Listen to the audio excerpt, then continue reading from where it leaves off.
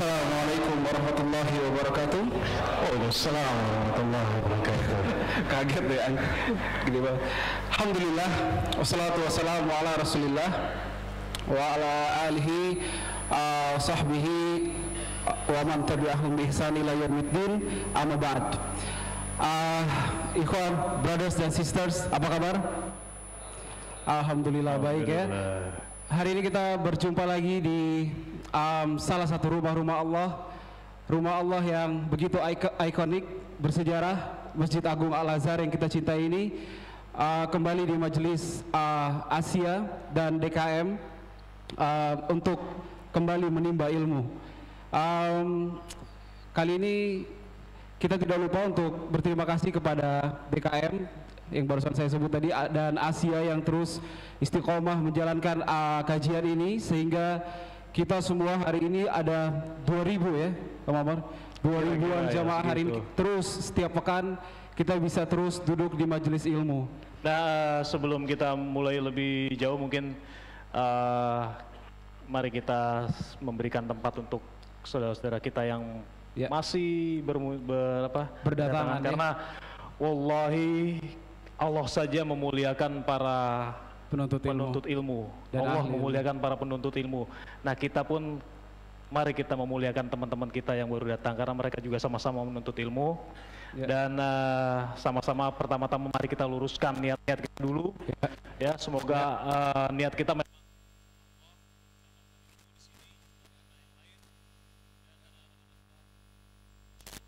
tidak salah. Kalau nggak salah nih ya, saat ini ya, nih kita nih dengan datangnya kita ke sini nih, duduk bareng-bareng ya, padahal mungkin kalau kondisi ini lagi nggak cihuy banget itu buat ngaji malam ya kan, malam badai isya, macet, dingin, hujan, enaknya di bait kan tidur, enaknya ya, di rumah, warung kopi gitu. Tapi masya Allah kita datang ke sini, ya kan, dan ternyata saat ini nih ya, para ikan-ikan di laut, ada yang tahu jumlah ikan kalau sekilo berapa?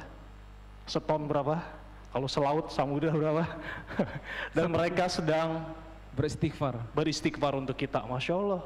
Bahkan mungkin kalau karena malaikat itu goib ya, kita tidak bisa melihat, tapi malaikat ada bersama kita saat ini dan mendoakan kita juga, beristighfar juga untuk kita. Seluruh makhluk sampai ikan-ikan yang ada di lautan. Tahu dari mana? Menurut survei ikan setahun berapa ton? Nah, kita bisa bayangin sendiri. Tapi itulah keutamaan kita berada di sini. Makanya sayang banget kalau misalkan kita datang ke sini niatnya bukan untuk menuntut ilmu. Ya, jadi mari sama-sama kita luruskan niat. Mudah-mudahan Allah mempermudah semua niatan kita, rencana kita malam ini untuk mendapatkan ilmu dari guru kita malam ini. Dan guys, kita tahu belakangan ini nih, kita tuh lagi diserang dengan berbagai macam fitnah ya, baik fitnah syubhat, fitnah syahwat. Jadi memang yang terbaik adalah bukan apa kata-katanya di luar sana, tapi udah deh, perbanyak aja duduk di majelis ilmu daripada kita dengar apa kata-katanya, kata media, kata ini, beli kita dengar kata Allah dan kata Nabi SAW. Masya Allah. Dan sekali lagi terima kasih buat teman-teman panitia yang sudah dari sore ya maksudnya, dan Dinyo tiap pekan untuk mengadakan kajian ini tetap berlangsung sehingga kita bisa berkumpul, dan semoga berkumpulnya kita juga nantinya di akhirat nanti kita akan dikumpulkan di surganya Allah bersama-sama. Amin, amin. Dan berikutnya kami mewakili panitia ingin mengumumkan tentang broadcast artikel dan info kajian malam ini melalui info WhatsApp dan BBM. Jadi ternyata tiap pekan tuh ada broadcast terus ada yang invite, ada yang mendaftarkan nomor teleponnya tuh bisa sampai 100 orang gitu ya. Jadi kita gak akan bosan-bosan untuk mengumumkan nomor telepon WhatsApp dan BBM kita. Mungkin silakan yang mau mencatat keluarin dulu HP-nya, siap-siap dicatat di WhatsApp 0878 7840 5003. Sekali lagi 0878 7840 5003. Jadi silakan, kalau WhatsApp itu kan memang harus mendaftarkan nama, mungkin umur dan tempat tinggal, dan ada di PIN BBM. nggak tahu apakah masih BBM, tapi kita mencoba untuk menyiapkan fasilitas ya. 5E080D91. Sekali lagi 5E080D91. Berikutnya kita juga ada sosmed ya. Ada sosmed di Instagram _Robbanians. Jadi spelling Robbanians itu B-nya 2, A-nya 2, terus Nians. The Robbanians. Juga ada Facebook page itu di The Robbanians juga. Dan untuk kalian nih yang punya keluarga, punya suami atau istri yang nggak bisa hadir untuk pada malam ini, kita juga menyiarkan terus insya Allah, dan semoga Allah mudahkan live streaming ya. Ada live streaming, insya Allah. Jadi kajian ini bukan hanya kita saja yang secara langsung menikmati, tapi teman-teman dari beberapa negara lain, dan karena streaming ya, jadi semua bisa menikmati bahkan di belahan dunia yang lain. Dan alhamdulillah mereka merespon baik, artinya ada interaksi gitu. Ya, semoga ini adalah kemudahan yang diberikan Allah untuk kita. Iya, itu bisa di YouTube. Jadi kalau masuk ke YouTube silakan search aja Robbanians, terus klik Robbanians, nanti insya Allah paling atas ada tulisan live streaming. Itu aja pengumumannya. Dan what's tonight Om Amor? Sama-sama kita ketahui hujan merupakan berkah. Jadi dan adalah saat-saat yang terbaik untuk, salah satu saat yang terbaik untuk berdoa. Mari kita doakan pemimpin kita, semoga Allah memberikan hidayah, taufiknya untuk para pemimpin kita, sehingga kita bisa beribadah dengan enak, segala macamnya dengan enak. Kemudian teman-teman kita juga yang sedang sakit, semoga Allah angkat penyakitnya dan Allah hapuskan dosa-dosanya. Karena kita sama-sama ketahui bahwa sakitnya orang Islam adalah menghapus dosa-dosa. Baik Jak, malam ini kan temanya masih seputar maksiat. Dilarang bosan dulu ya, karena bahasannya sih panjang nih. Dilarang bosan dulu, masih seputar maksiat. Kalau sebelumnya kita udah ada bahasan ya maksiat itu menghalangi rezeki, memperpendek umur dan segala macam, ya kan. Kemarin terakhir itu di bahasan maksiat itu menghilangkan kemaksiatan yang lain, menyebabkan kemaksiatan yang lain. Dan ini kalau dari judulnya kita kayaknya udah bisa ngebaca ya, semakin terhina. Kenapa kita terus fokus di maksiat ini? Karena seperti yang kita bilang sebelumnya, para sahabat tuh mengetahui maksiat itu agar mereka bisa terhindari, agar mereka bisa menghindar dari maksiat. Jadi kalau bahasa kita keren-kerennya know your enemy ya. Jadi kita bisa menghindar. Baik, mungkin alhamdulillah nanti semakin terhina itu masih sebatas masih seputar maksiat bersama Ustadz kita Subhan Bawazir, Habibullah sudah berada di kita. Kepada Ustadz. Silakan Ustadz. Jazakallah khair Ustadz.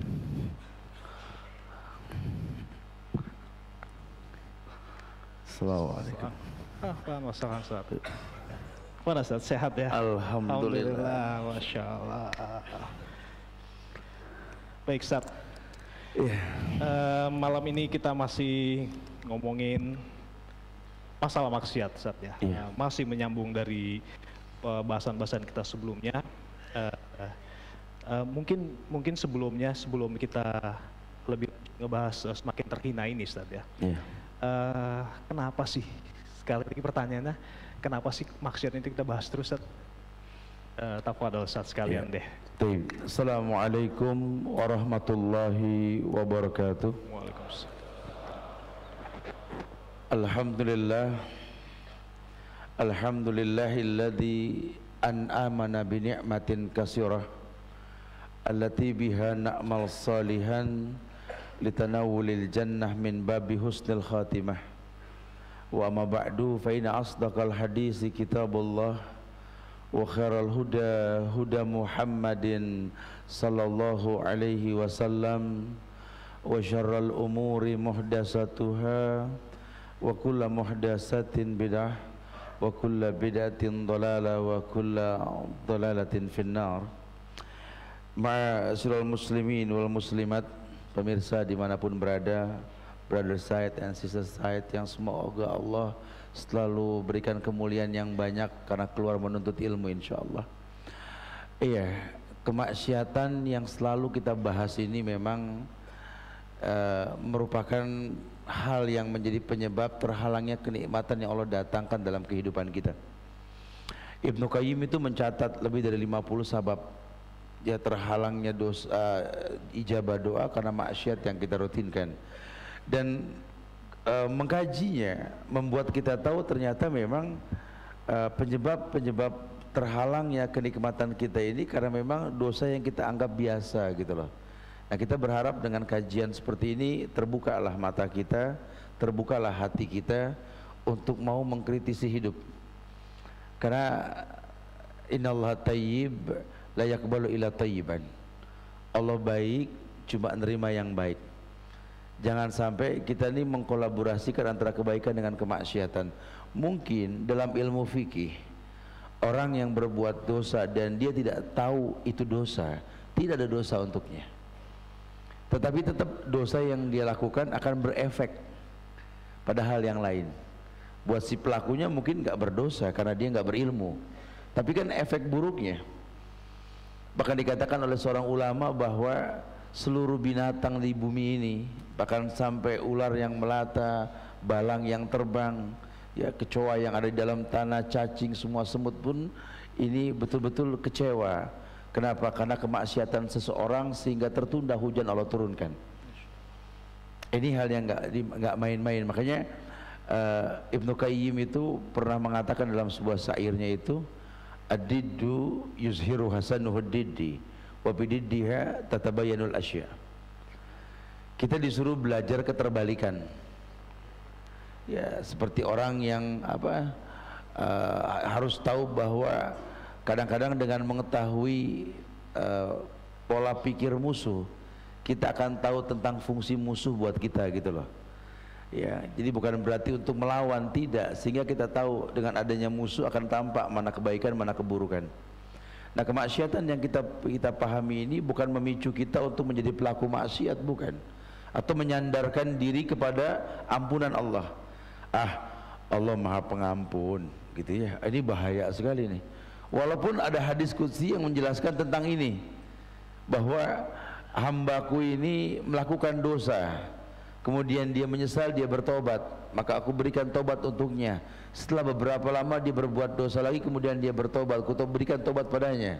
Kemudian dia berbuat dosa lagi dan dia bertobat lagi. Kata Allah, hambaku tahu aku ini Maha Pengampun, Maha Penyayang. Cuma bukan itu bahasanya. Kita nggak pengen ini kita enjoy dalam dosa dan maksiat, walaupun kita nggak maksum. Jangan beranggapan kalau orang sudah tahu tentang efek buruk dosa terus dia nggak berdosa lagi, bohong. Kullu bani Adam khata'. Bahwa yang namanya anak Adam ini bikin dosa, bikin salah. Bahkan kadang-kadang kesalahan yang kita lakukan itu merupakan rantai kehidupan buat orang lain. Orang banyak salah, banyak dosa, banyak berbuat yang tidak benar. Ini kan fungsinya untuk apa? Untuk para guru yang menasihati dia. Nah, kalau semua orang udah nggak ada yang berdosa, guru nganggur, betul. Antum nggak ngajar, nggak ada yang berdosa, begitu kan.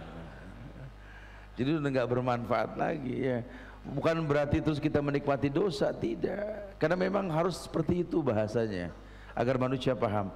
Nah, sekarang kita akan coba bahas salah satu bentuk dosa yang berefek pada keburukan. Allah akan menghinakan si pelaku dosa tersebut. Iya.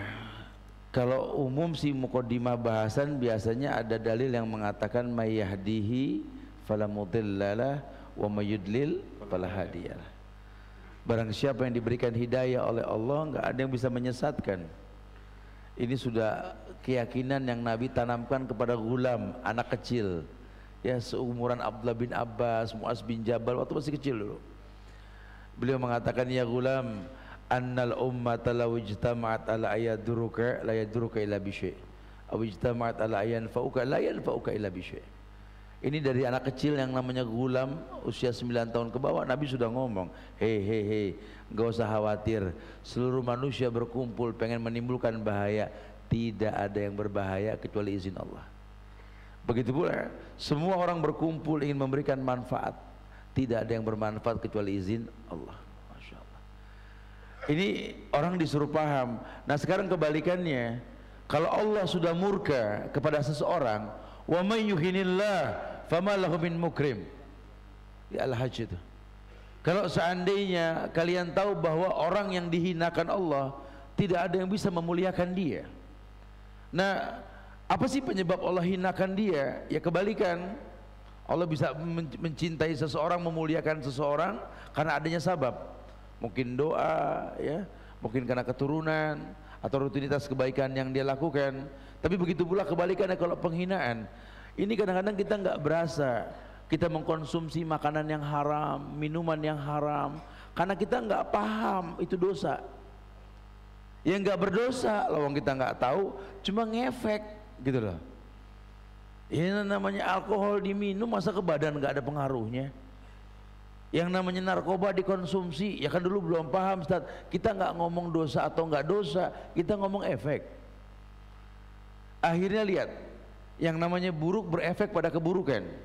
Nah kalau sudah buruk, ini kan bentuk penghinaan. Kenapa? Karena Allah ciptakan manusia ahsan. Laqad khalaqnal insana fi ahsani taqwim. Allah ciptakan manusia ahsan, ciptaan yang terbaik. Ini manusia yang terbaik ini menjadi orang yang tidak baik lagi karena kerusakan yang dia lakukan sendiri. Ya seperti orang yang membuang sampah sembarangan di sungai. Ya dia nggak tahu, yang dia tahu memang sungai ini mengalir, menghilangkan sampah, yang di pojokan kesian, betul? Yang dia tahu begitu, tetap ada efeknya gak? Ada, apa efeknya? Banjir. Kalau udah banjir kita komplain ke siapa? Masya Allah.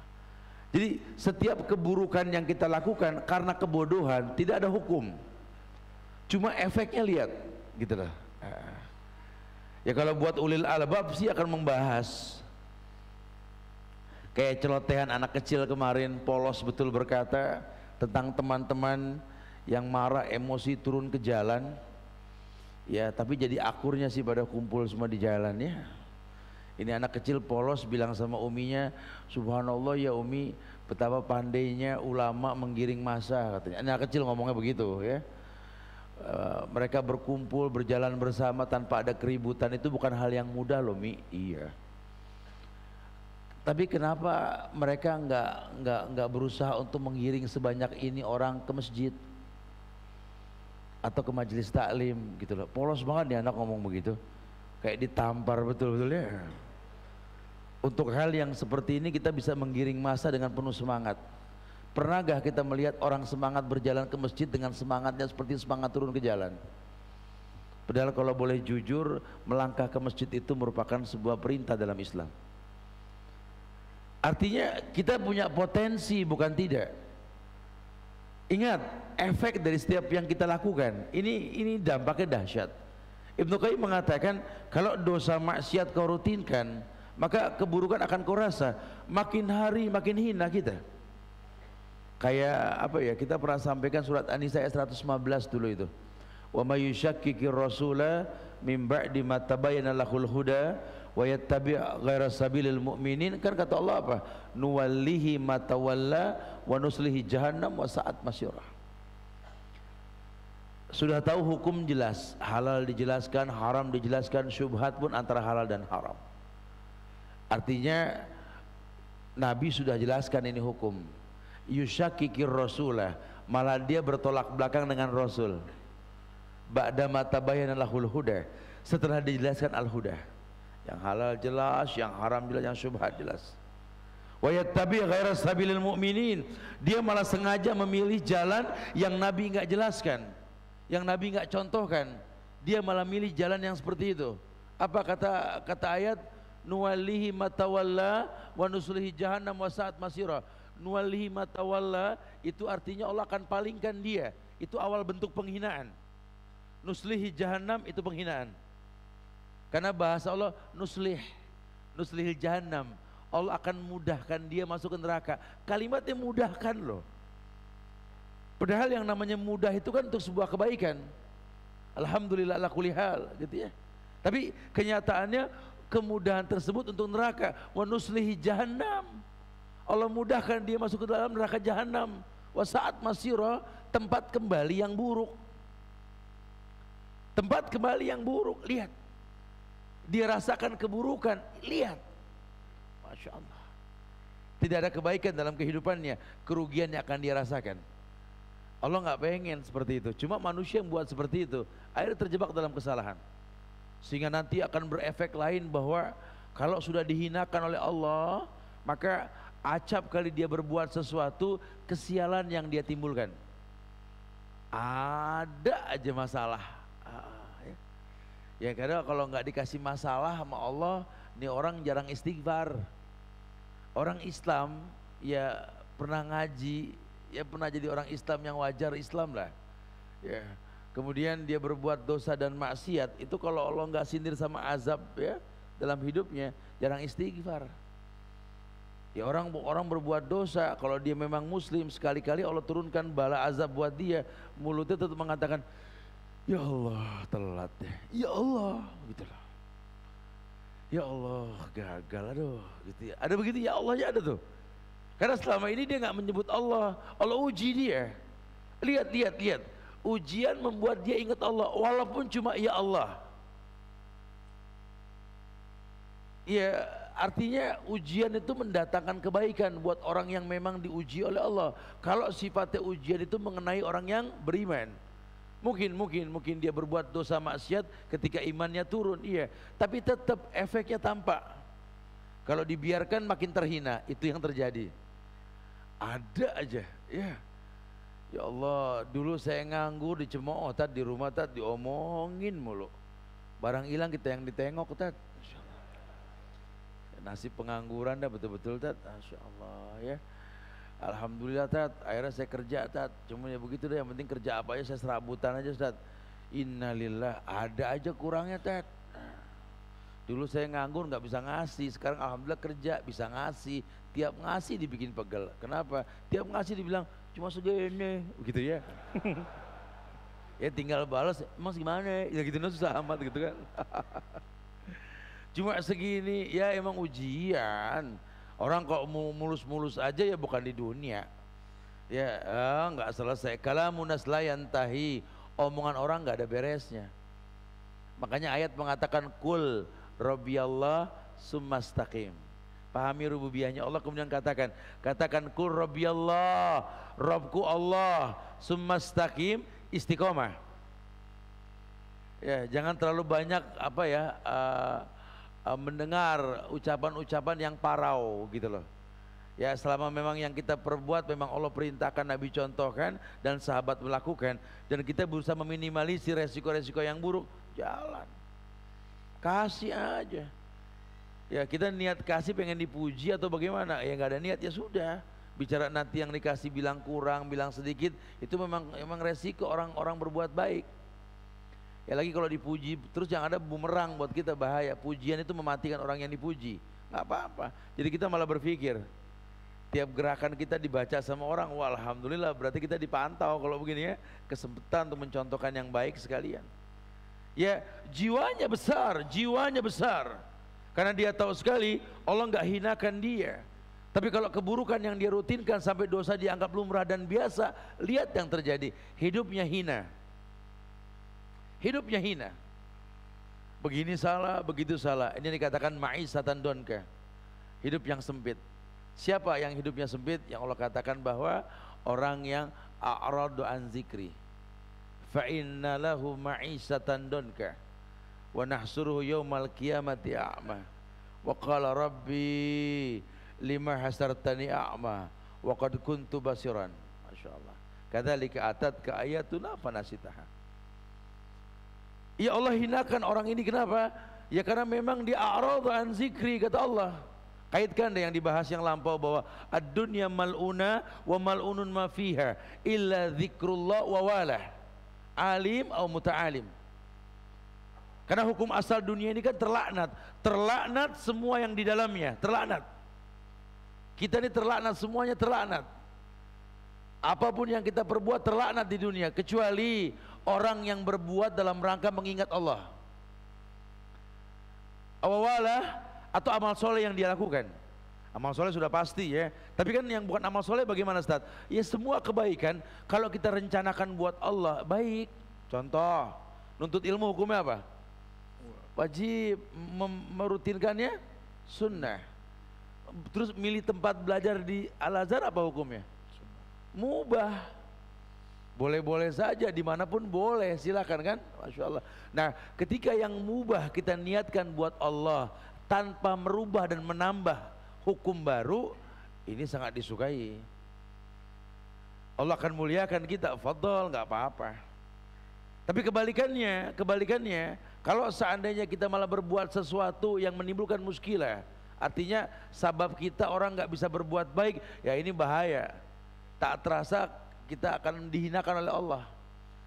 Ya apa ya, kayak kumpul-kumpul di sebuah tempat yang nggak ada manfaatnya. Ya teman-teman yang mungkin hobi untuk hiking gunung, fadol. Atau mungkin ngeos sepedanya, ngegas motornya, atau mobilnya, fadol. Itu hobi kok. Cuma untuk apa? Kalau cuma untuk sekedar menaklukkan puncak Wijaya, nyeksa diri gitu loh. Mendingan di rumah bikin mie tek-tek, betul ya? Ngapain pusing-pusing kita ke sono ya? Paling cuma foto begini doang sama bendera gitu ya. Capek ya. Tapi kalau untuk ke sana untuk membuktikan betapa kita kerdil di atas puncak Wijaya, lakukan. Ini yang namanya kita menjadi ulil albab, menguak ayat yang tersirat. Masya Allah, bukan bicara tersurat ya, Quran tersirat. Kau genjot sepedamu ya menuju tempat tertentu, silakan. Buat apa? Kalau cuma sekedar buat sehat, demi Allah tetap nggak manjangin umur. Ya karena orang beranggapan kalau udah sehat panjang umur, belum tentu. Enak aja ya. Kadang-kadang yang batuk seumur hidup malah panjang umur gitu loh. Ya kalau umur mah urusan Allah. Sehat tuh nikmat hidup, bukan panjang umur. Gimana Tat supaya ngenjot sepeda ini bisa panjang umur Tat?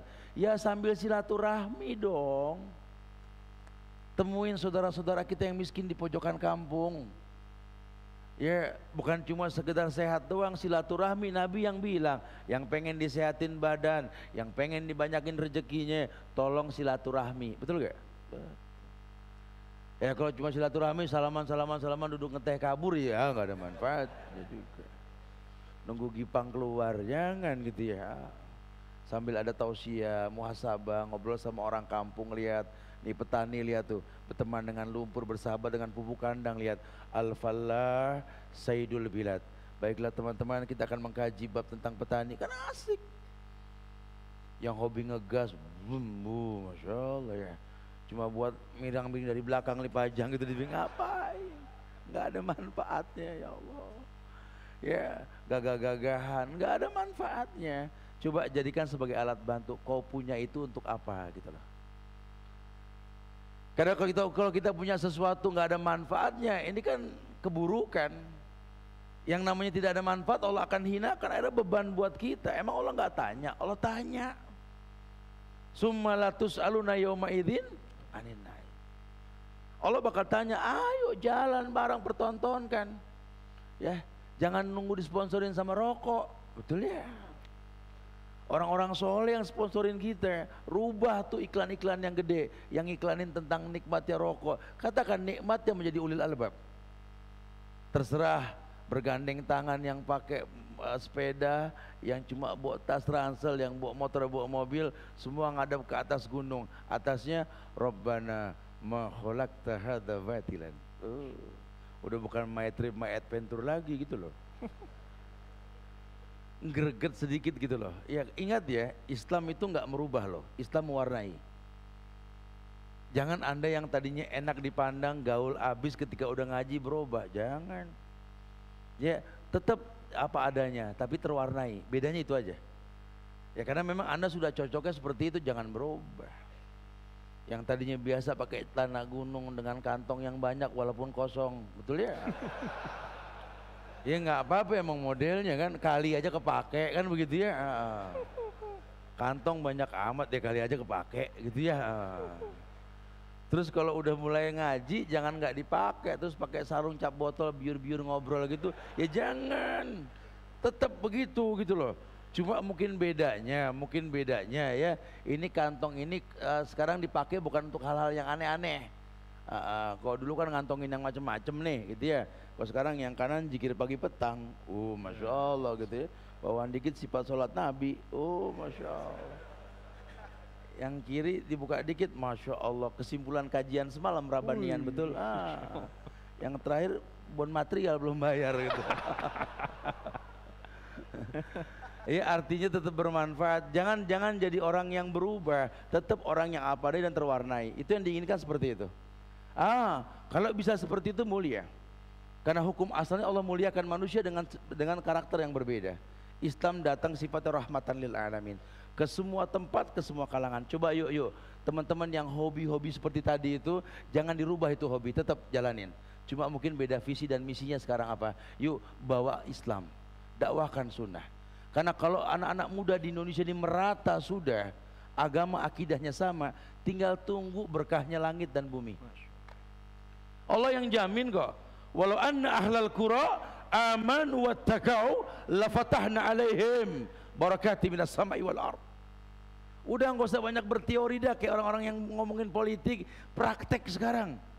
Gimana caranya nih masyarakat ini berkomentar tentang ayat dan Quran ketika melihat sebuah kejadian, bukan lagu balada yang dia nyanyiin gitu loh. Segala kapal tenggelam dinyanyiin, segala kereta tabrakan diomongin gitu loh. Ini masalah keributan gini, sudah di Quran ada. Lihat. Ketika kita melihat sahabat-sahabat kita yang pulang sholat, kemudian turun karena banyak berebut sendal ribut, komentari dengan ayat walaula fadlullahi alaikum warahmatuhu ma zaka minkum min ahadin abadan. Kalau bukan karena rahmat Allah dan kemuliaan Allah, bahkan orang yang habis sholat pun nggak dapat hidayah. Kan enak hidup. Ketika lihat pemandangan yang indah, bukan wow keren, bukan. Rabbana ma khalaqta hadza batilan. Masya Allah. Coba komentari gitu loh. Kayaknya mesti dibiasakan di mulut ini nih. Supaya kagetnya kita tuh Quran, kesimpulan kita tuh Quran, keputusan kita tuh Quran, lama-lama akhlak kita Quran. Kalau masyarakat di muka bumi di Indonesia khususnya ini akhlaknya sudah Quran, udah nggak usah khawatir. Giring mereka ke masjid gampang. Apalagi mereka tahu bahwa di masjid itu bukan sesuatu yang membosankan. Masya Allah. Ini satu bukti, kita akan buktikan kepada masyarakat seperti itu. Ya, tapi kalau memang kebalikannya, yang kita buat adalah dosa dan maksiat, makin hari makin lelah. Capek sendiri. Ya kan kita ngalamin yang suka hiking gunung sampai di atas nggak tahu ngapain, cuma hahehe, gonjreng-gonjreng, sama ngadepin api kayak anak Indian. Hahaha gitu ya. Akhirnya kedinginan tengah malam ada yang nyaut, ngapa gua kemari? Gitu. Nggak nyiksa diri gitu loh. Tapi kalau dikaji yang baik-baik di atas ya tentang hawa dingin, sejuknya hawa, nikmatnya keadaan, ya Allah ya, betapa banyak kenikmatan yang kadang-kadang kita lupa untuk bersyukur kepada Allah. Masya Allah. Ya rasakan kenikmatannya, rasakan ya Allah, ketika kita berada di atas kendaraan kita lari di atas 120, Masya Allah kan. Ya Allah, betul-betul kau jadikan bumi ini mudah buat kami ya Allah. Masya Allah, memacu adrenalin, Masya Allah, nikmat sekali. Tapi ya artinya kita berilmu ya, bukan serampangan, bukan cuma betot-betot nggak ada manfaat, ngapain ya. Kita pengen sampai betul-betul kepada klimaks bahwa la haula wala quwata illa billah ya Allah. Ini tangan yang gerakin siapa? Ya nggak ada yang mainin ketak-ketak di belakang, berdasarkan tangan gampang. Ya respon kiri kanan, Masya Allah, Masya Allah. Menjadi orang yang hidup kalau dasarnya betul. Tapi kalau dasarnya nggak betul, capek sendiri. Ya kayak orang hobi ngoleksi barang, dari rumah kecil sampai rumah digedein sengaja karena barang udah nggak muat. Udah gede tetap nggak muat juga. Ya orang ngoleksi motor, mobil, sepeda dikoleksi, akhirnya capek sendiri. Ya Allah banyak amat ya. Iya. Dia nggak tahu ngoleksi buat apa, cuma tren. Tapi kalau dia paham manfaatnya apa, kita lebih berpikir manfaat loh. Karena min husnil islamil mar'i tarku ma la ya'nihi. Bentuk kesempurnaan Islam seseorang itu ketika dia meninggalkan sesuatu yang nggak bermanfaat. Meninggalkan sesuatu yang nggak bermanfaat merupakan sebuah arahan dalam Islam. Nah, ketika orang malah memanfaatkan sesuatu yang tidak bermanfaat, itulah bentuk kehinaan. Ujungnya keburukan. Wallahu a'lam. Masya Allah. Ini Ustaz, ini banyak banget yang kita bisa angkat nih Ustaz. Ini pertama Ustaz ya. Kalau Allah menghinakan Ustaz ya. Iya. Gambaran kita kan yang namanya hina itu ya paling nggak nih kayak gini lah, miskin lah, atau kita rendah lah istilahnya kayak gitu di mata orang gitu. Nah sebagian orang kan kita lihat gini Ustaz, dia tuh kita tahu bahwa dia tuh ahli maksiat gitu ya, secara zahir kelihatan. Ya. Tapi kok tetap kelihatan mulia di mata manusia gitu, artinya dia tidak dihinakan di antara manusia. Itu bagaimana Ustaz memahaminya Ustaz? Iya, ini bagian dari istidraj yang sering kita sampaikan. Bahwa kemuliaan yang datang dengan cara berbuat dosa maksiat namanya istidraj. Ya, orang pandang dia kuat padahal ada masanya saja dia kuat karena kehinaan yang dia lakukan. Pada akhirnya setan akan tinggalkan dia. Kalau orang soleh itu makin tua, makin rapuh, makin orang tuh respect sama dia. Tapi kalau orang yang berdosa makin tua, makin rapuh, makin dihinakan. Lihatlah orang-orang soleh yang meninggal, lihat. Ya, semua terdiam, mendoakan dia. Tapi lihat orang-orang pelaku maksiat ketika di hari tuanya dia mengerang napas yang terakhir, semua orang bersyukur. Tapi Nabi mengatakan wa mustaroh anhu. Yang satu mustarih, yang satu mustaroh anhu. Mustarih ini orang yang baik, yang capek diuji sama dunia, Allah istirahatkan buat nikmat nanti. Ini yang satu mustaroh anhu, emang Allah istirahatin dunia dari dia gitu loh. Ya itulah manusia suka salah paham, memandang bahwa kenikmatan yang semu, padahal mana kita tahu, coba makanya kita kalau kenal sama orang yang total gitu loh, jangan cuma casing. Nanti kita akan tahu ternyata memang nggak seperti yang kita lihat. Nggak seperti yang kita lihat. Ya, orang yang malam tuh cekakak cekikik bahagia, kayaknya dosa kok bikin dia tuh Masya Allah ya. Coba ngobrolnya pagi gitu ya. Kelihatan nanti aslinya manusia. Ya kalau malam setan pun dipandang indah. Tapi kalau pagi kelihatan aslinya manusia seperti itu. Wallahu a'lam. Ada nggak sih tanda-tandanya kalau orang itu lagi dihinakan sama Allah? Ayo. Salah satu tanda-tanda orang yang dihinakan oleh Allah ini, apapun yang dia perbuat mendatangkan keburukan. Dia sedekah, tapi dari uang yang haram. Lihatlah efek sedekahnya. Keributan orang miskin sampai ada yang mati dan lain sebagainya. Sehingga nggak mendatangkan kebaikan. Dia orang yang berkoar tentang kebaikan, padahal dia pelaku maksiat. Lihatlah efeknya. Yang ada adalah keburukan dari ucapan yang dia lakukan. Banyak sekali. Artinya ujungnya itu yang kita lihat. Al-amal bi khawatimiha. Ini rumus dalam Islam kan. Al-amal bi khawatimiha. Amal tergantung akhirnya. Kalau awalnya baik, pasti akhirnya baik. Tapi kalau awalnya buruk, walaupun dibumbui kebaikan, ujungnya ya pasti buruk. Ya, wallahu a'lam. Nah, Ustaz, ini kan banyak diantara kita kan yang ngeremehin lah maksiat Ustaz ya. Iya. Jadi ya dia terus menerus melakukan maksiat itu ya. Sementara kalau kita coba lihat perbandingannya ya, kalau yang pernah saya ketahui itu ya, bahwa orang beriman itu kalau ngelihat dosanya tuh kayak dia lagi berada di kaki gunung, ya kan? Dan seolah-olah dia takut kalau gunungnya itu nimpah dia, sakit takutnya sama maksiat. Tapi kalau bagi orang yang ngeremehin dosa itu, maksiat itu, dia ngelihat maksiat itu kayak lalatnya di hidung. Nah, itu kayak Ustaz. Iya, kenyataannya seperti itu. Orang kalau betul-betul menjaga diri dari yang namanya dosa dan maksiat, dia menganggap dosa yang sebesar debu di hadapan dia seperti sebesar gunung. Karena memang dia jaga, hatinya bersih, kotoran sedikit pun kelihatan. Berkaitan dengan hati kan begitu. Kebalikannya kalau orang yang biasa berbuat dosa, ya walaupun dosa sebesar gunung di mata dia seperti sehelai rambut. Karena hal biasa. Ya kayak orang ngegampangin masalah horoskop bintang-bintang, ya. Itu kan syirik. Ya, kita menganggap biasa, orang pengen jihad cuma bawa jimat. Banyak ya, Masya Allah. Hati-hati, ini dianggap biasa. Padahal kalau dia mau sedikit kaji lebih dalam, Allahu Akbar. Allah nggak mungkin tolong orang yang berbuat syirik. Wa mali zolimina min ansor. Bahasanya mudah banget. Wa mali zolimina min ansor. Tidak akan pernah ada penolong buat orang yang berbuat syirik, berbuat dosa. Cuma karena pelaku syirik yang nggak paham kesyirikan yang dia lakukan, ya, akhirnya dia menganggap biasa. Buat dia gimana, Ustaz? Dosa nggak karena dia nggak paham? Hukum asalnya dia nggak berdosa karena nggak paham. Cuma kan efek syiriknya, lihat. Negeri ini nyaris nggak tertolong dari bencana. Kenapa? Karena dukun pasang iklan. Orang mudah sekali bertanya tentang hukum pada dukun.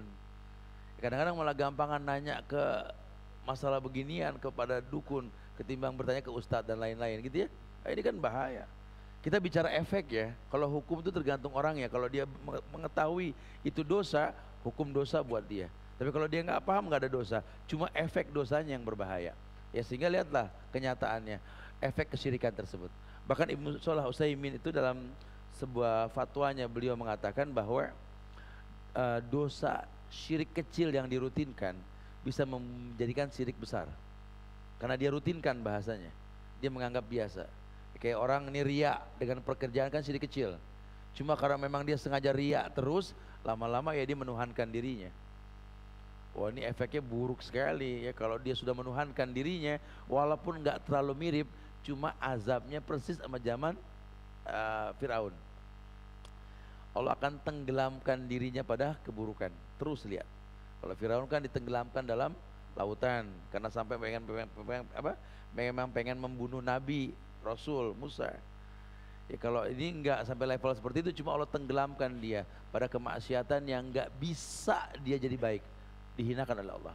Makin hari makin jauh. Allah. Ustaz nih.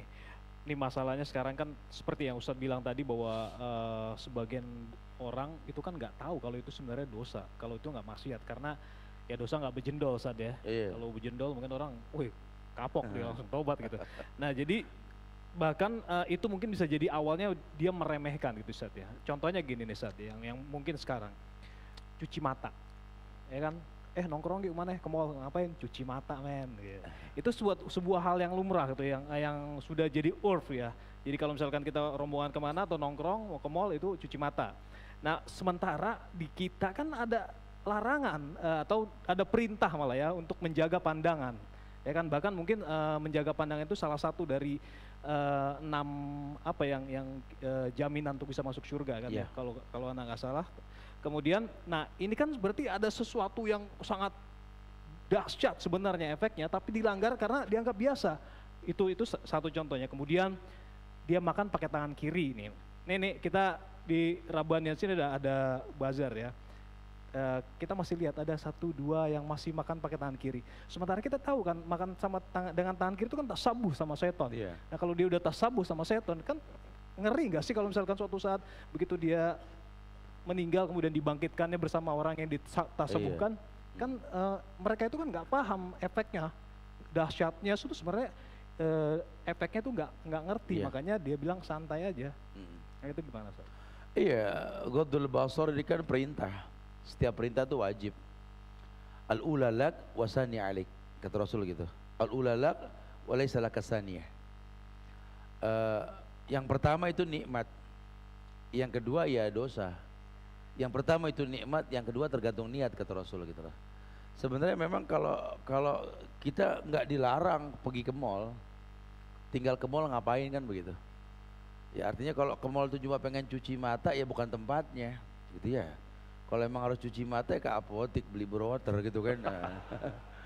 Cuman kalau istilahnya pengen bikin dosa di mall, memang tempatnya dosa ya di pasar. Bumi yang Allah paling benci ya pasar. Bumi yang paling Allah cintai adalah masjid. Karena mata ini mewarnai hati, seperti telinga mewarnai hati kan gitu. Harusnya dia sadar, tapi bukan berarti lantas kalau dia tuh ke pasar terus dia melihat sesuatu terus jadi dia nggak boleh ngelihat, nggak juga. Makanya bahasa tadi apa? Al-ulalak walaysa laka saniyah. Yang pertama itu laka ya akhi, milikmu, nikmat. Walaysa laka saniyah. Tapi yang kedua belum tentu, tergantung niat. Karena boleh jadi dia ngelihat yang kedua buat mengislah. Boleh jadi dia melihat yang kedua menikmati, itu yang haram. Nah tadi yang saya sampaikan bahwa kalau sudah tahu hukum tentang masalah halal dan haram dan bicara manfaat, Kadang mata ini menjadi alat bantu gayung menciduk kebaikan. Bisa gak kita berkomentar gitu loh ya, tentang orang yang mungkin di pasar kita ngelihat orang yang tawar menawar, menimbang, wailul lil mutaffifin yang kita baca gitu loh ya. Ya, bisa gak kita itu ngelihat orang yang kok serakah banget ya, belanja sampai masya Allah kayak orang panik, ya kayak orang yang mau puasa, besok puasa belanja sampai ngantri, masya Allah ya, ini semua dibeli, sampai kita bilang pikir mau pikir apa ada bencana alam kali, pada mau kemana ini? Ya biasa tat ngeborong, oh masya Allah, pada mau kemana? Ya kan besok puasa tat, oh masya Allah, Ramadan tat, oh, Ramadan. Apa hubungan Ramadan sama belanja juga kan nggak nyambung ya. Kalau kita yang sudah tahu kan hukumnya apa? Justru kan Ramadan dikit makan. Ini buat apa beli gitu? Ya tadi karena memang nggak berilmu. Nah kita kalau ngelihat kayak gitu apa? Kita komentarinya ya. Ahasiban nas ayutraku ayyakulu aman wa hum la yuftanun. Lihatlah Allah uji orang dengan harta dan kepanikan. Walanabluwanakum bisyai'in minal khaufi wal ju' wa naqsi minal amwal wal anfus was thamarat wa basyiris sabirin. Ini pengen dibiasakan seperti itu gitu loh. Kadang di mall dimanapun kita bisa ngelihat kemuliaan kalau sudah punya dasar. Tapi kalau tidak, tergilas kita, terkena efek semakin terhina. Akhirnya keenakan ngomentarin, belum sampai level gibah. Kalau gibah itu kan sampai dengan zina sama orang tua kan, masya Allah. Belum sampai level itu, cuma udah punya bahan-bahan gibah. Udah punya bahan-bahan gibah. Sehingga ketika kumpul sama teman langsung berkomentar, oh tadi begini, tadi begitu, lihat. Ya akhirnya ngefek, udah semuanya akan kena. Keburukan akan dia rasa, makin hari makin terhina. Orang yang denger gosipan dia, nyampein ke yang lain, nyampein, dia makin terhina. Kalau udah terlanjur gimana Ustaz? Nah, nanti ada bab taubat, beda lagi. Ya, kalau udah terlanjur gimana Ustaz? Ya bertobatlah. Orang yang bertobat seperti orang yang nggak pernah berbuat dosa lagi. Wallahu a'lam. Nah itu Ustaz ya. Padahal mereka nganggapnya itu ringan gitu ya. Sementara itu sebenarnya konsekuensinya harusnya bertobat. Yeah. Ya, orang besar karena kita paham itu besar. Tapi karena dia nggak tahu ya dia santai aja. Nah kalau misalkan gini Ustaz, orang yang tadi nongkrong itu ya cuci mata bahkan dijadikan dalil buat dia kan, gue beribadah nih, kan pandangan yang dilarang kalau pakai nafsu. Kalau misalkan gue ngelihat, wih cakep, pandangan pertama lagi, dan gue bilang subhanallah, nah dia mengucap gitu, nah, gimana? Dan itu banyak kayak gitu. Subhanallah yang tidak pada tempatnya. Ya tapi ya itulah asbabun nuzul ayatnya kita kudu paham. Ya jangan ngelihat yang maksiat robbana ma khalaqta batilan, bukan gitu loh ya. Ya tempatnya bukan di situ ya, mungkin tempatnya istighfar ketika kita astagfirullahaladzim. Ya harus ya, kan kita nggak ada rencana pengen ngeliat yang kayak begitu kan, sehingga kelihatan ya istighfar. Dan itu baik loh, ketika kita melihat dosa kita istighfar itu berarti kita berhasil diuji. Karena banyak orang nih yang nggak paham, ya bukan sengaja mau kemana ke mall, mau ngapain, mau istighfar, bukan begitu gitu, bukan gitu loh ya. Jangan dijadikan alat bantu untuk mendatangkan kenikmatan buat kita, jangan. Tetap karena yang namanya dosa maksiat itu kan buruk. Beginilah bahasa Rasul, jangankan bicara yang haram, bicara maksiat, syubhat saja, syubhat itu kalau kita rutinkan enggak terjaga agama dan kehormatan kita. Apa kata Rasul? Faman ittaqa syubhat faqad istabra lidini wa irdih. Asal dia mau menjauhkan syubhat, syubhat itu halal. Ulama bilang halal, syubhat itu halal. Contohnya nih, misalkan ini meja saya nih di rumah, ada kopi yang saya nggak tahu kopi siapa. Ini rumah saya, ini meja saya, syubhat ini kopi. Karena kita nggak tahu kan, kita minum boleh, ya nggak ada masalah. Tapi kalau kita menjauhkannya, menjaga agama dan kehormatan kita. Kebayang nggak tuh baru bicara syubhat, apalagi yang namanya maksiat. Kalau bisa kita jauhkan, Allah jaga semuanya. Tapi kalau kita kerjakan, nah ini yang nggak terjaga. Akhirnya efek buruknya apa? Kehormatan kita nggak terjaga. Orang hina kita, orang caci kita, terperosok kita, kepancing emosi, sampai membunuh dan lain sebagainya. Lihat. Allahu a'lam. Masya Allah. Nah terus kayak yang tadi ungkapan dia wajib tobat kan saya. Tapi karena dia nggak tahu, padahal karena dia nganggapnya dia nggak dosa. Gue cuma cuci mata doang, ngapain gue harus tobat? Karena nggak paham gitu. Nah itu konsekuensinya dia akan tetap, karena kan yang kita pahami gini Sat, sedikit-sedikit itu kan kalau istiqomah kan jadinya dosa besar juga Sat ya. Iya. Nah kan konsekuensinya harus tobat ya. Sementara dia nggak bertobat, apakah dia akan tetap mendapatkan nanti hukuman atau azab ataupun siksa karena dosa besarnya itu? Kalau sudah ada yang mengingatkan, fattaqullaha mastata'tum, bertakwa semampunya. Kalau sudah ada yang mengingatkan ya, artinya dia bisa menerima atau tidak, hukum sudah sampai. Kalau bahasa Nabi, ummatud dakwah wa ummatul ijabah, dua bentuk umat. Umat yang sudah sampai dakwah tapi belum mengiyakan, umat yang sampai dakwah dan dia mengijabah. Ini nanti hukumnya berbeda. Karena memang dosa itu buat orang yang sombong itu buat orang yang batrul haq wa gumtun nas. Batrul haq itu sombong, kata Umar ibn Khattab, bukan aku membencimu wahai Khalid, cuma aku tidak ingin ada seukuran debu dalam hatimu tentang kesombongan, karena kau tak pernah kalah dalam perang. Aku nggak pengen, karena sebutir debu sehalus debu sekalipun kesombongan membuat engkau tidak masuk surga. Makanya harus paham nih, berarti kan buruk ya, sifat sombong itu cuma milik Allah, bukan milik manusia. Nah kita menganggap hal biasa sehingga kita nggak merasa enjoy aja dengan dosa dan maksiat.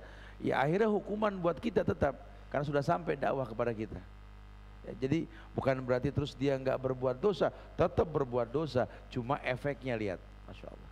Masya Allah.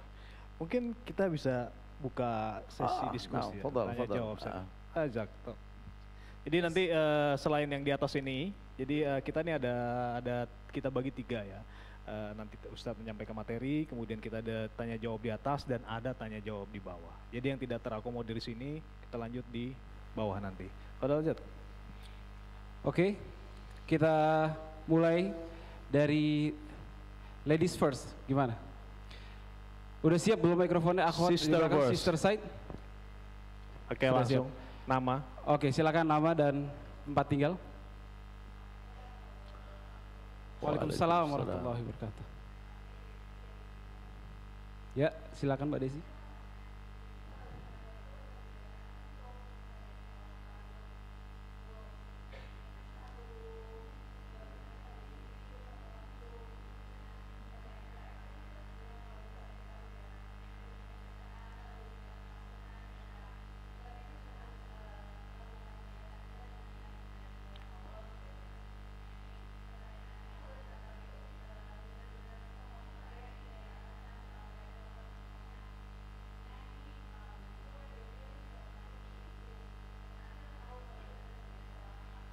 Iya.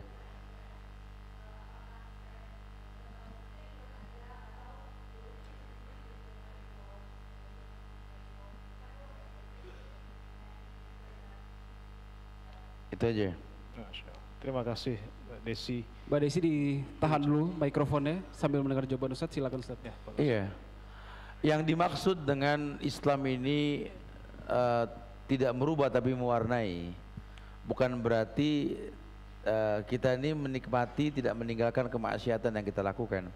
Mungkin kalau diambil husnuzonnya, dulu biasa kumpul-kumpul pada acara-acara tertentu, ya kumpulnya jangan dihilangin, cuma materinya yang mungkin diganti, yang diwarnai gitu loh ya.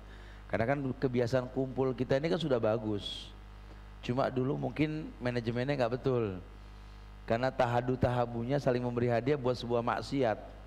Sekarang tetap kumpulnya jangan dirubah. Ya saya pernah contohkan kok, orang yang biasa kumpul-kumpul malam Jumat nggak apa-apa, kenapa sih emang? Ya tapi kan kita ganti materinya. Lawang kumpul itu baik kok hukum asalnya. Kayak sama teman-teman mungkin keterbatasan ilmu kita, saat itu kita kumpul ulang tahun, nyanyi-nyanyi, kita nggak salahkan kumpulnya, kita salahkan materinya. Karena kumpul itu baik hukum asalnya. Ya tinggal materinya. Nah Islam itu mewarnai itu gitu loh, bukan merubah kumpulnya. Jangan gara-gara kita ini udah belajar ngaji kita nggak kumpul lagi, salah. Tetap kumpul. Ya mungkin pertama kali mungkin terkesan masih acara ulang tahun, cuma mungkin bahasanya syukuran. Ya panggil Ustadz menjelaskan sehingga next time atau satu waktu nanti terjadi pengulangan, udah nggak lagi terjadi itu. Butuh peringatan kan. Kalau berubah langsung ya nggak bisa, ada proses. Ya jadi itu yang dimaksud. Bukan malah kita membiarkan kemaksiatan terus bergulir, bukan. Justru fungsi Islam itu mewarnai rutinitas yang kita lakukan. Ya, kita berangkat kantor, berangkat pagi, pulang malam. Tadinya berangkat kerja biasa ya, kebiasaan rutin. Dengan paham Islam, sekarang kita berangkat ibadah juga nggak hilang. Wallahu a'lam. Nah. Gimana Mbak Desi? Oke, alhamdulillah. Kita ke Brother Said sebelum kita nanti tampung pertanyaan dari live streaming. Mungkin ada yang mau bertanya, silakan angkat tangan nih. Silakan Mas. Mikrofonnya panitia. Silakan sebutkan nama dan tempat tinggal. Selain sesi tanya jawab di sini, yang live ya, kita langsung ada di sini juga live streaming ada ya. Ini sudah masuk dari pertanyaan dari teman-teman yang jauh di sana, ada yang dari Turki, ada dari Masya Allah. Ya, Sumatera Barat, ada yang dari Sukabumi juga ada. Dari Teluk Gong, Teluk Gong juga ada. Silakan Mas, nama dan tempat. Waalaikumsalam warahmatullahi wabarakatuh. Siapa? Zul. Jordan. Georgie.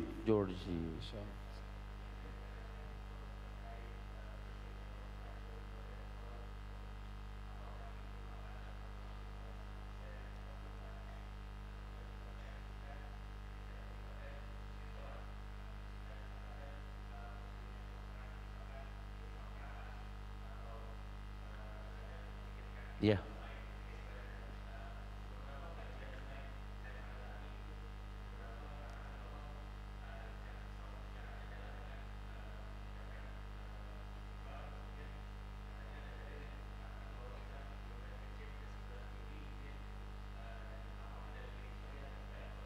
Iya.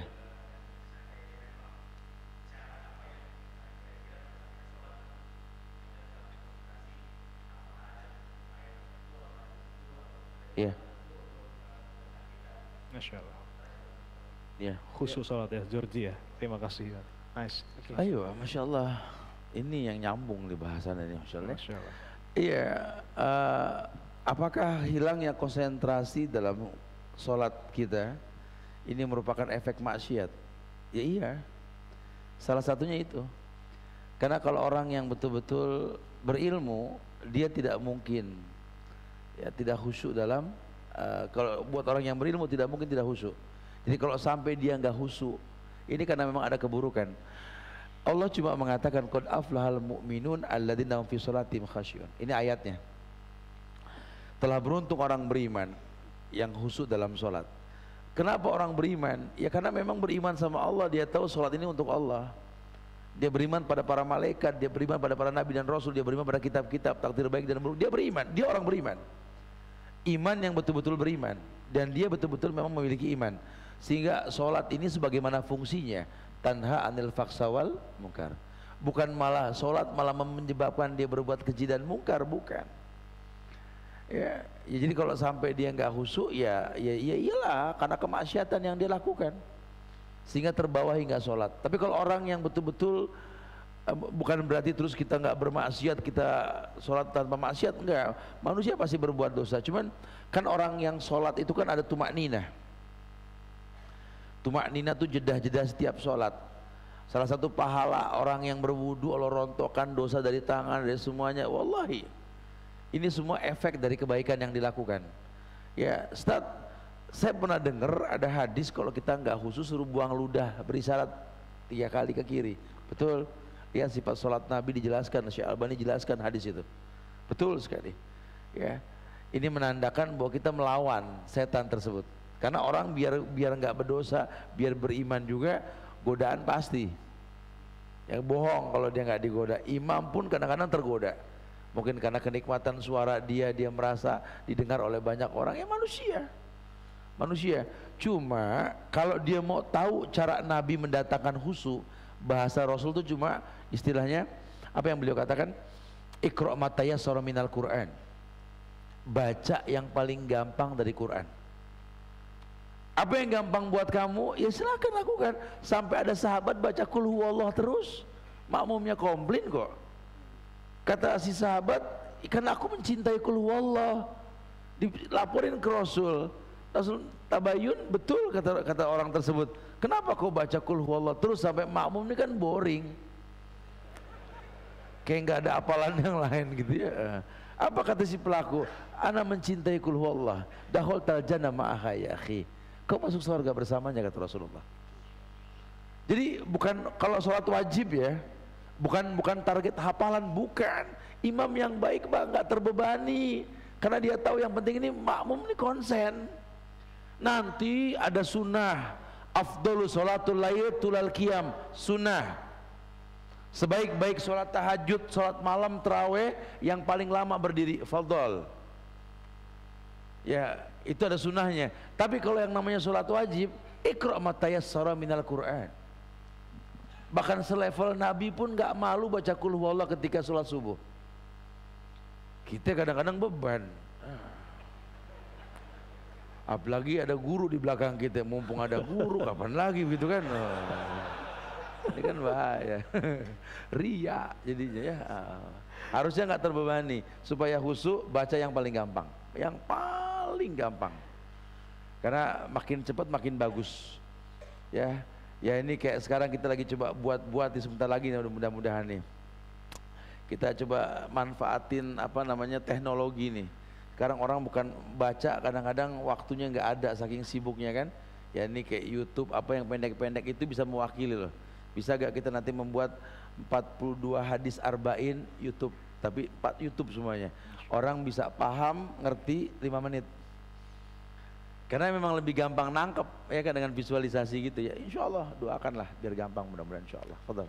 Nah kemudian tadi mungkin ini aku mewakili pertanyaan dari Purwokerto ya, sama pertanyaannya kan ada tadi ditanyakan juga Ustaz, yang meludah.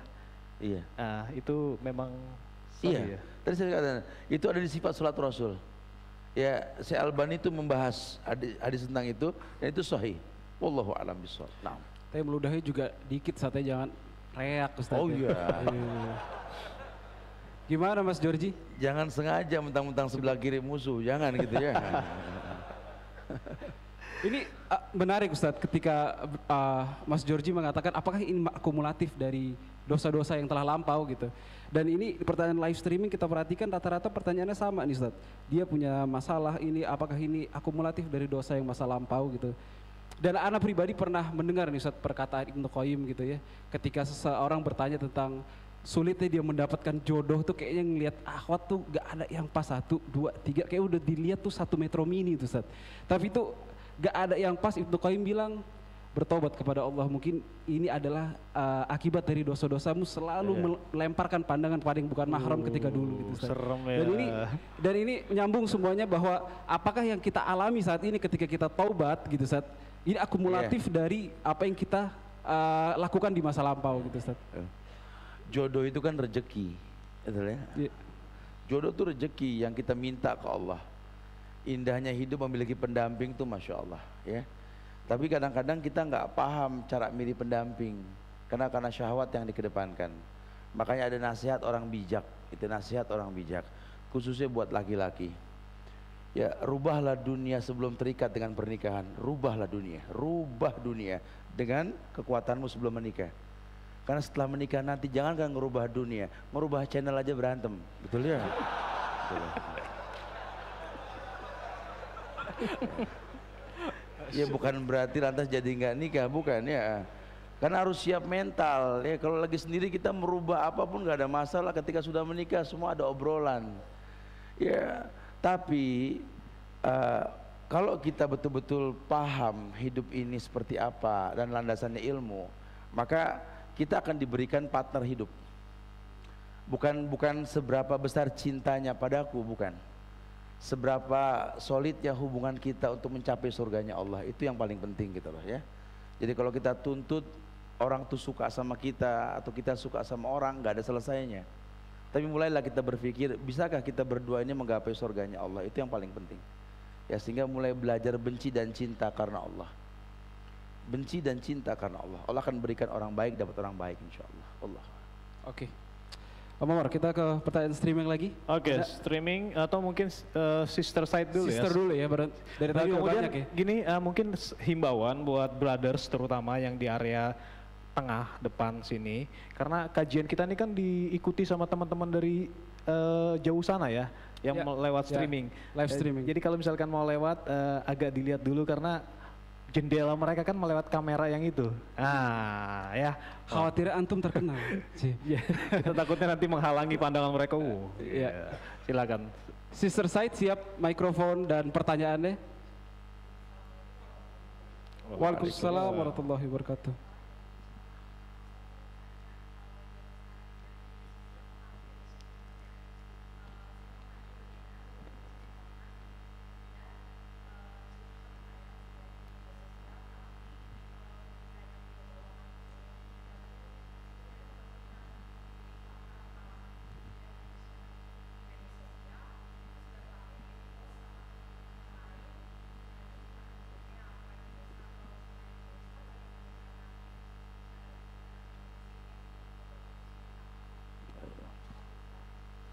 Membuka aibnya Ustaz ya. Iya, mengekspos masa lalu di medsos ya. Ini sebenarnya adalah merupakan sebuah keburukan yang dilakukan. Karena hukum asal masa lalu itu aib, tutupi. Nah, jangan diekspos keluar. Ya media sosial ini kan pengekspos yang paling mudah gitu ya. Yang paling gampang untuk mengekspos ya melalui media sosial. Ya sebuah kesalahan sebenarnya. Kalau dia memang pengen berbagi, pengen curhat gitu ya, itu nggak perlu di sana. Ya mungkin kalau bahasanya nasihat kali bukan curhat lain cerita ya. Dia menasihati jangan gini disebar bagus. Tapi kalau bahasanya curhat ini kan bongkar aib.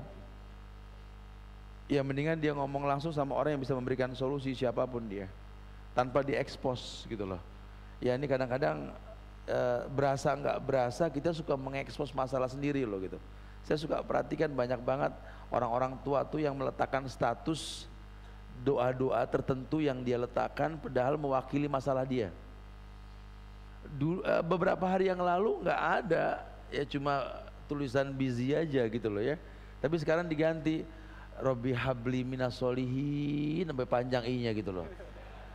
Ini kan buat orang yang berakal tahu lagi pegel sama anak nih, gitu kan? Nah, atau Robbana hablana min azwajina gitu ya, pegel sama pasangan gitu ya.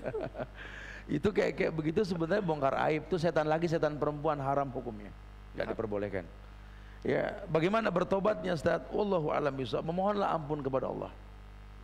Biarlah Allah yang menghentikan sehingga orang yang sudah bertobat walaupun masih tersebar dia nggak terbebani oleh dosa. Wallahu a'lam bishawab. Ya, mungkin cukup ya. Oke. Kita ke brother side. Ini dulu mungkin live streaming ya. Live streaming ada beberapa pertanyaan karena tackle, kita membuka pertanyaan dan kewajiban buat kita untuk menjawabnya semaksimal kita mampu. Ini ada beberapa pertanyaan yang kita coba rangkum ya. Ada dari Mirna. Wah, bukan Mirna yang itu ya. Ini saya rangkum ya semua Ustadz ya pertanyaannya. Bagaimana cara memperbaiki diri dari hal-hal yang dapat menimbulkan kehinaan dari Allah? Bagaimana cara memperbaiki dirinya? Bisa yang selanjutnya ada dari Turki ini ya. Dari Turki, kota Turki. Gaziantep. Nah dia Ummu ya menanyakan kalau dia udah terkena istijrot nih, dia sadar dia terkena istijrot, gimana cara paling mudah untuk keluar dan lepas dari kehinaan yang semakin dalam? Ini dua-duanya bagaimana lepas dari kehinaan? Nyambung ya? Iya. Seperti yang dikatakan tadi, wa may yuhinillah famalahu min mukrim. Kalau Allah sudah hinakan seseorang, nggak ada yang bisa memuliakan dia. Berarti yang bisa menghina dan memuliakan itu Allah. Nah, tugas kita ini bertobat kepada Allah. Kemudian membuka semua sabab datangnya hidayah. Dan salah satu datangnya hidayah itu ketika kita beriman tanpa ada talbis. Nanti bisa dilihat tafsir Al-An'am ayat 82 itu ya. Walladzina amanu walam yalbisu imanahum bizulmin ulaika lahumul amnu wa hum muhtadun. Ketentraman jiwa, hidayah akan datang ketika kita beramal tanpa ada kolaborasi dengan dosa maksiat. Kemudian ditambah kesungguhan kita melakukan kebaikan. Cuma kan orang kalau bisa sungguh-sungguh melakukan kebaikan kalau dia tahu manfaat kebaikan. Walladzina jahadu fina lanahdiyanahum subulana. Orang yang bersungguh-sungguh di jalan kami, kata Allah, kuberikan hidayah. Jadi dia yang harus melawan, karena harus tahu bahwa hal jazaul ihsan ilal ihsan, kebaikan datang dengan cara yang baik. Jadi kalau memang dia sudah tahu, ingat bahasan kita di awal, idza kunta hasadka dzunub fada'aha wa in sita falyasta'nis. Masih ingat apa kata Ibnu Qayyim? Kalau kalian sudah capek bikin dosa, kalian yang tahu, orang nggak ada yang tahu, tinggalin deh dosa. Kalian yang tahu setelah bikin dosa, ya Allah berdosa lagi. Kita yang tahu, orang nggak ada yang tahu. Ya sudah, tinggalkan, lakukan usaha untuk meninggalkan gitu loh. Caranya bagaimana? Hijrah. Hijrah pergaulan, hijrah tempat tinggal, hijrah rutinitas, hijrah. Tidak ada kebaikan untuk mempertahankan sebuah keburukan. Allahu a'lam. Masya Allah, Masya Allah. Dan kita harus berjuang, dan memang sejatinya tuh manusia tuh benci dihinakan. Seperti doa Bapak kita Nabi Ibrahim, wala tughzini yauma yub'atsun. Jangan kau hinakan aku ya Allah di hari tidak bermanfaat lagi harta dan anak-anak, kecuali orang yang menghadap Allah dengan hati yang selamat. Betul sekali, karena puncaknya kehinaan nanti ketika Allah hinakan kita di akhirat. Itu puncak kehinaan. Wa iyadzubillah wa na'udzubillah. Ya, orang Islam harus yakin ada kehidupan setelah dunia, ada barzah, ada akhirat. Nah, kita minta sama Allah kemantapan. Ibrahim ayat 27 ketika Allah berfirman, yusabbitullahu alladziina aamanu bil qauli tsabit fil hayati dunya wa fil akhirah. Berarti ada sesuatu yang menjadi sebuah formula. Mulianya dia di dunia, mulianya dia di akhirat. Harusnya bisa. Makanya kita butuh lingkungan, butuh teman, butuh sahabat yang mengingatkan kita. Ya, saya sih berharap sekali dengan komunitas yang seperti ini, kita jangan cuma kenal di masjid, di luar masjid pun kita bersahabat untuk saling mengingatkan. Semoga negeri ini terjaga oleh pemuda-pemuda yang baik agamanya, insya Allah. Nah Ustadz, nih dari beberapa pertanyaan ini ternyata kayaknya ada satu benang merah nih Ustadz. Mereka rata-rata menanyakan tipsnya. Ini kayaknya kan kita kembali pada muhasabah ya Ustadz ya. Nah sebenarnya momen yang pas untuk muhasabah itu kapan sih Ustadz? Apakah waktu kita sholat, ataukah memang ada ulama mengajarkan? Kayak kita pernah dengar mungkin sebelum kita tidur. Jadi kita tahu tuh kadar dosa sama maksiat kita, sehingga kita selalu jadi orang yang introspeksi diri terus. Muhasabah ini yang paling baik adalah ketika kita memiliki waktu luang untuk bermuhasabah. Itu berbeda. Ada orang yang memang tahu ketika sepertiga malam Allah turun ke langit dunia. Cuma kan nggak semua orang bisa bangun karena mungkin dia lelah atau lain-lainnya. Tetapi mungkin dia bisa menyesuaikan diri bahwa dia cuma punya waktu menyelesaikan kerjaan sebelum asar. Dia tahu habis asar itu mustajab untuk istighfar. Atau mungkin dia menyisihkan waktu luang seminggu sekali untuk dekat sama orang-orang miskin. Banyak sekali usaha-usaha kita untuk mendatangkan kebaikan. Jadi kita yang bermuhasabah diri, kita yang tahu bahwa dengan bermuhasabah diri ini kita mengkritisi banyak hal-hal yang mungkin kita anggap biasa padahal luar biasa. Ya makanya kalau buat orang yang berilmu, ya muhasabah diri ini ya semakin sering. Zikir pagi petang yang kita baca, kalau paham arti itu muhasabah diri. Setiap kita bangun pagi kita baca doa itu muhasabah diri. Atau mungkin kita buat acara, ya ada beberapa kegiatan acara yang kita buat, kayak apa ya, kondisi di Jakarta, yang paham Jakarta ya orang Jakarta gitu loh. Contohnya begini nih, kalau mungkin orang beranggapan ini kan muhasabah, kita kumpul di malam capek, malam Kemis, malam orang sibuk yang nggak libur, tapi kok bisa nyaman ya? Karena kita yang tahu, berawal dari macetnya Sudirman Tamrin, daripada berdosa di jalan mendingan kita kumpul, begitu kan? Kita yang paham. Ada orang yang enjoy muhasabah diri pagi ba'da subuh. Ada yang mungkin sebelum qailulah tidur siang, atau mungkin yang malam. Ada dialog.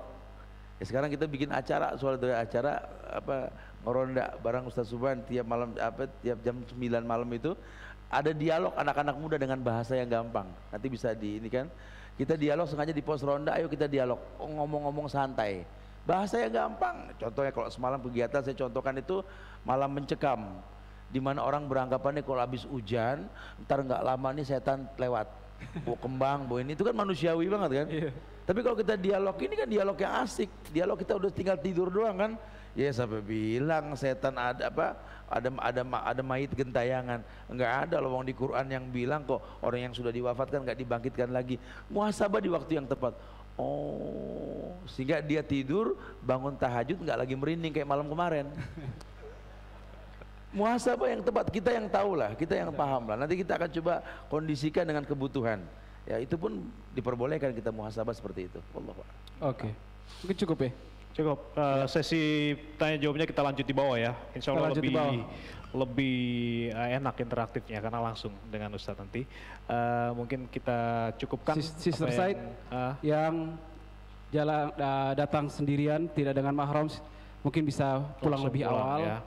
Ya, terus Brother Said jangan bubar dulu karena masih ada nanti kesimpulan dari Ustadz. Masih menyampaikan. Silakan Sister Said turun dari sebelah kiri kami dan Brother Said turun dari sebelah kanan kami. Menyeberang. Dan sekali lagi Brother Said yang bagian di tengah sini, tolong jangan melewati kamera ya. Pandangan kamera ya.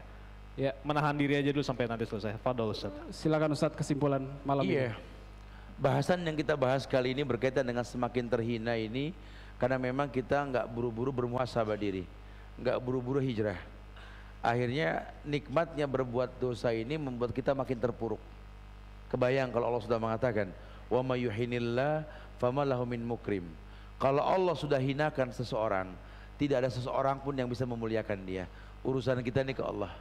Yuk bismillah, kenali Allah dengan benar, bertobatlah kepada Allah. Semoga Allah angkat kita dari kubangan lumpur kehinaan menuju tempat yang lebih baik lagi insyaallah.